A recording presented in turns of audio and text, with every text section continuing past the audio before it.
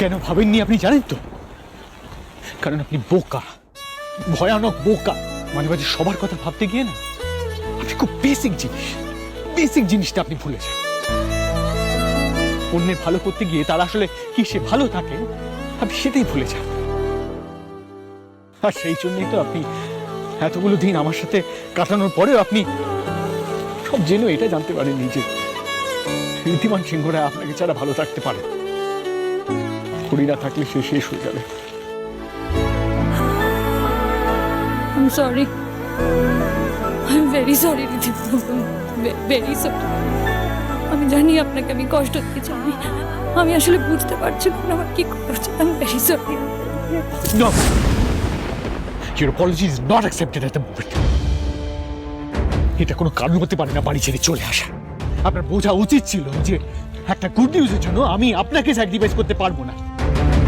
আমার খুঁড়ি ছাড়া আমি এমনি শেষ হয়ে যাব।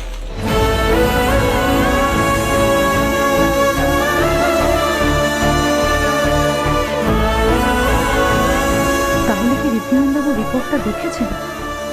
উনি সব জানেন? ওনার আমার উপর কোনো কিছু নেই? কেন করলেন এই পাগলামিটা? এখন আপনার সন্তান হয়নি বলে আপনি একবারও ভাবলেন না আমাদের সন্তান হবে, খুব শিগগিরই হবে।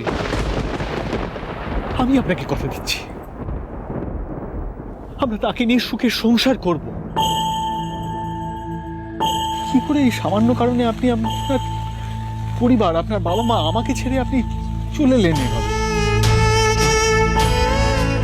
ছোট একটা ব্যাপারে সিরিয়াসলি হার্ট হওয়ার কি ছিল? আপনি যেরকম করতেন না করে, তাহলে কেন আজকাল এত ছোটখাটো ব্যাপারে এত এক্সট্রিম ইমোশন দেখাচ্ছেন, এত ভয় পাচ্ছেন কেন? সত্যি করে বলুন কি হয়েছিল?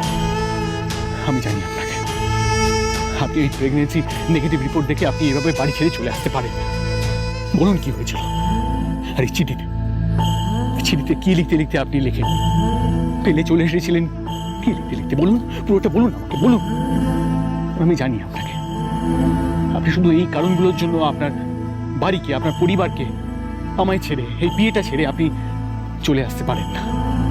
আমাদের সম্পর্ক, আমাদের বিয়েটা এতটা ঠুনকো নয়, আর সেটা আপনিও জানেন। কি হয়েছিল বলুন? ঋদ্ধিমানবাবু, আমি আপনাকে বাবা হওয়ার সুখ থেকে বঞ্চিত করতে পারি না, কিন্তু আমি তো কোনোদিন কি বলুন? আপনি চুপ করে থাকবেন, বলুন কি?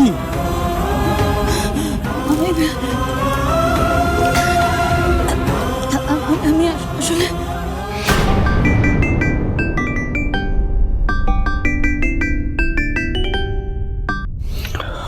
হ্যালো ঋদ্ধিমান, খড়িকে খুঁজে পেয়েছো?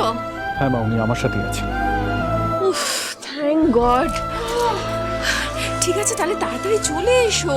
এদিকে তো রাহুল আর কুনাল তোমাকে ছাড়া বিয়ের পিড়িতে বসতে চাইছে না। হ্যাঁ মা, আমরা আসছি। উফ, দেখলেন তো?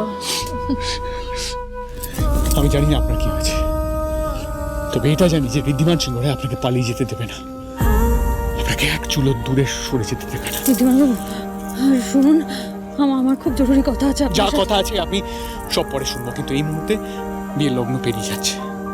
এবার আপনি চলুন, নাহলে আপনাকে কিন্তু তুলে নিয়ে যাবো। আপনি বুঝতে পারছেন না, আপনাকে এই কথাটা জানতেই হবে, না হলে আমি এভাবে বলেছি তো, আমার কিছু জানার দরকার নেই। আমি শুধু এটা জানি যে খড়ি আমার।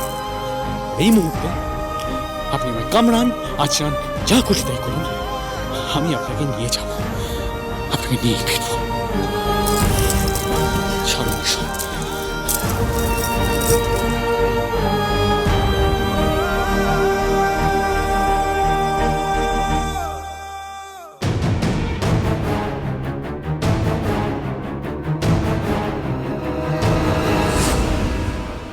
আর অপেক্ষা করলে 3টে বিয়েই আটকে যাবে।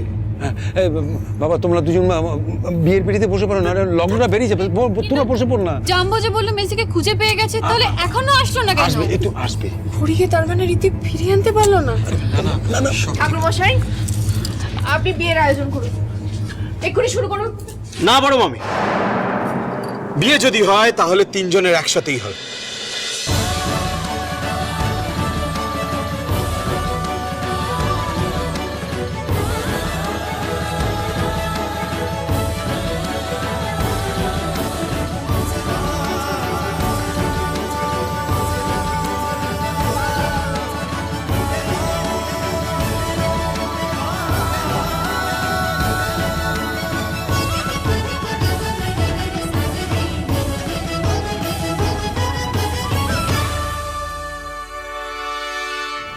বলেছিলাম না আপনাকে কোথাও যেতে দেব না, দরকার হলে তুলে নিয়ে এসে আপনাকে বিয়ে করব।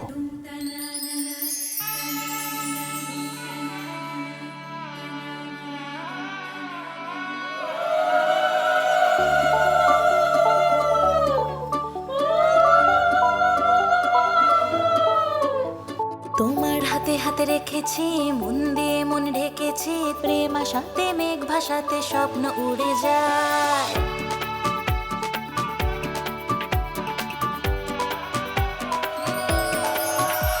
তোমার হাতে হাতে রেখেছি, মন দিয়ে মন ঢেকেছি, প্রেম আশাতে মেঘ ভাসাতে স্বপ্ন উড়ে যায়। তুমি দূরে কেন, মন মানে না যেন, প্রেম আগুনে গল্প বুনে মন যে পুড়ে যায়। সবই আছে আগে থেকে ঠিক করা, বাধা আছে যেন কোনো গাঁট ছড়া। সবই আছে আগে থেকে ঠিক করা, বাধা আছে যেন কোনো গাঁট ছড়া। তোমার আকাশে উড়ে যায়, তোমার আগুনে পুড়ে যায় মন, তোমাকে দু চোখে হারায়। তোমার সাথে একলা হতে খোঁজে তোমাকে সব কিছুতে, মন তুমি ছাড়া বড় অসহায়।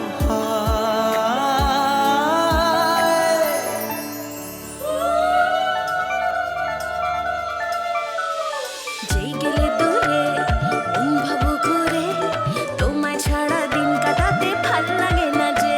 বলো না কতবার হবে যে আমার, তুমি আমার চিরদিনই ভাবনা কিসের আর।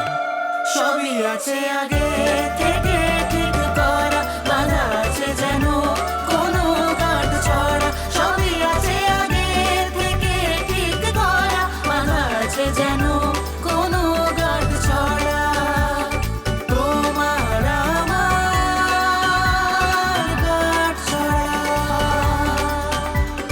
তোমার আমার গাঁট ছড়া।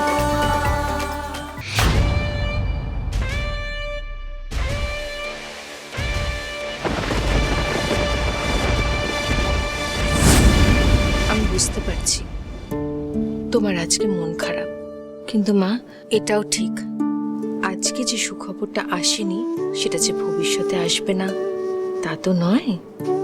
আমার দৃঢ় বিশ্বাস খুব শিগগিরই আমরা সেই সুখবরটা পাবো। খুব শিগগিরই তোমার কোল আলো করে আমাদের সিংহরায় পরিবারের নতুন সদস্য আসবে। তবে এটার জন্য তুমি এইভাবে বাড়ি ছেড়ে চলে যাবে, তোমার মতো একটা বুদ্ধিমতী মেয়ে, সেটা আমি এক্সপেক্ট করিনি ঘড়ি।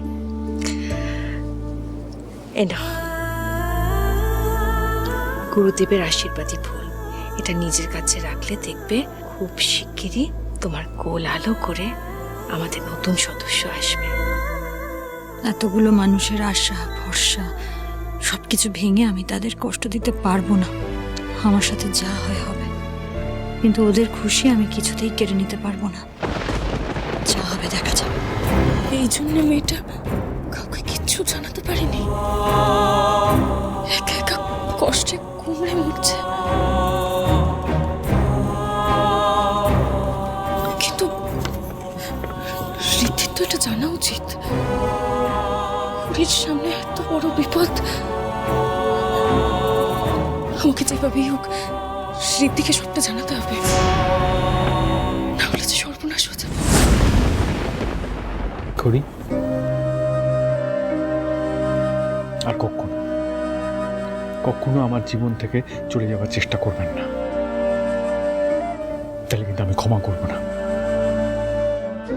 আর একটা কথা মনে রাখবেন, এই ঋদ্ধিমান সিংহ রায়ের জীবনের সবচেয়ে বড় খুশি হলো তার খড়ি।